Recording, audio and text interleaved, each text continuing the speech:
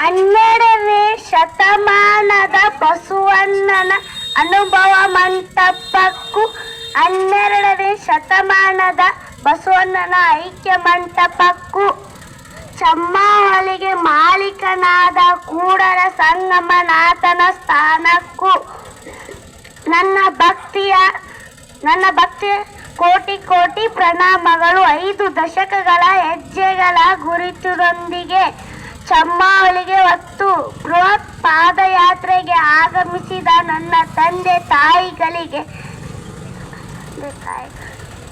ನನ್ನ ಭಕ್ತಿಯ ಶರಣಾರ್ಥಿಗಳು. ನಾನು ಒಂದೆರಡು ವಚನಗಳನ್ನು ಹೇಳ ಬಯಸುತ್ತೇನೆ. ನಿಮ್ಮ ಶರಣರ ಚಮ್ಮಾವುಗೆಗೆ ಪೃಥ್ವಿ ಸಮ ಬಾರದು ಸರಿಯಲ್ಲ ನೋಡ ಕೂಡಲ ಸಂಗಮ ದೇವ. ನಿಮ್ಮ ಶರಣರ ಚಮ್ಮಾವುಗೆಗೆ ಈ ವಚನವನ್ನು ಬರೆದವರು ವಿಶ್ವಜ್ಯೋತಿ ಬಸವಣ್ಣವರು.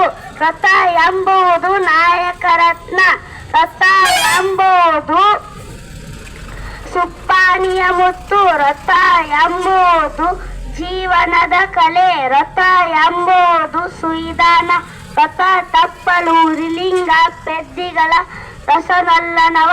ಈ ವಚನವನ್ನು ಬರೆದವರು ಅನುಭವ ಮಂಟಪದ ಪ್ರಥಮ ಮಹಿಳಾ ದಲಿತ ವಚನಗಾರ್ತಿ ಪುಣ್ಯವಂತಿ ಮಾದಾರ ಕಾಳವ್ವ.